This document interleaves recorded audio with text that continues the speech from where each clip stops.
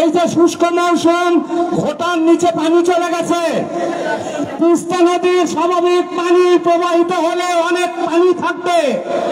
এই যে পানির দাবি আমরা করছি, এটা কি কারো করুণা না আমাদের ন্যায্য অধিকার? আমরা আমাদের ন্যায্য অধিকার চাই।